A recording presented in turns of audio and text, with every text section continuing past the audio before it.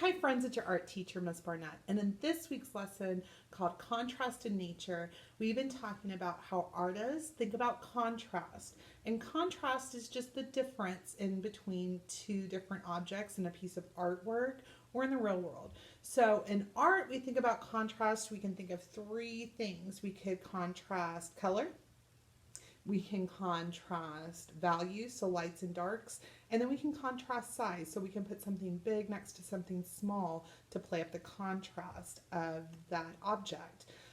We also have been talking about resist painting. So today you're going to make a resist painting.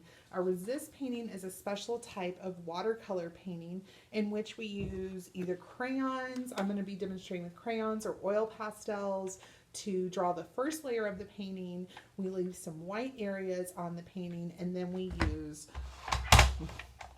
watercolors, a dark watercolor, a dark pink color to paint on top of that.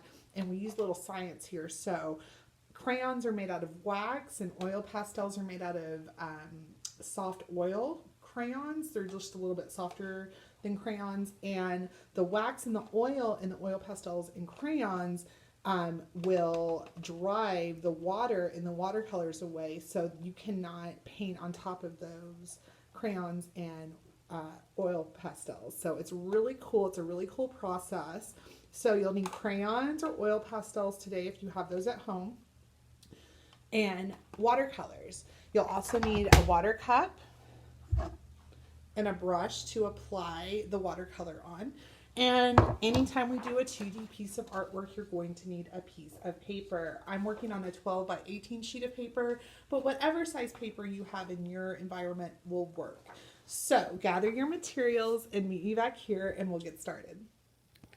Okay, kiddos, I've got my paper and my crayons. I want you to take a moment before we start and brainstorm something in nature that you would like to do a picture of. It could be a landscape, which remember is a picture of the outdoors. It could be some animals. It could be plants, whatever you would like, as long as it's in nature and you're thinking about contrasting color, size, or value. I'm going to do a picture of the desert, so I'm going to start drawing and you can watch me draw. Here we go, guys.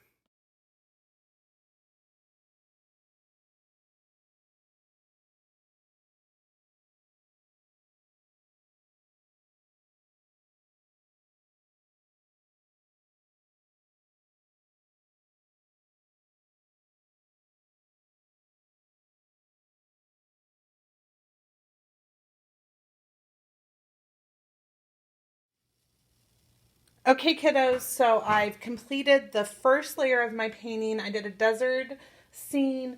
I've created contrast with the warm yellows, oranges, and browns. The brown has a little bit of warm tone to it, so it's a warm color, and it's contrasting the greens, the cool colors in the plants, as well as we're contrasting the size.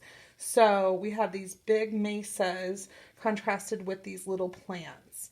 And then if you noticed, I put some white clouds in the sky. You can't see them yet. You're going to see them when we apply the next layer to our relief painting. Also, I wanted to point out to you that I pressed hard with my crayon. Try not to break your crayons. I did end up breaking a crayon. And I did leave some white spaces, so you don't have to worry about coloring everything in solid. But you do want to press hard where you do add color. So I went and I've added water to my water cup, and I'm going to get out my watercolors.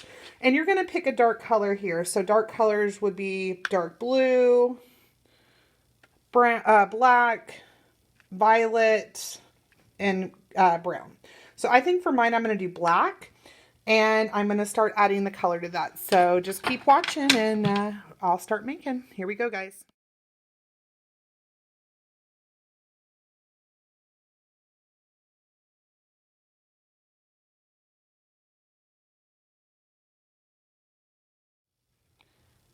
All right, kiddos, here's my completed contrast in nature resist painting.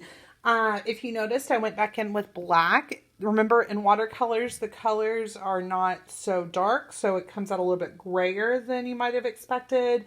My hidden clouds popped out. And I think it came out really beautiful. I cannot wait to see how your resist paintings turn out. Remember, pick something in nature, contrast either color, shape, or value. That's lights and darks in art. And have some fun. I will talk to you guys later. Bye, friends.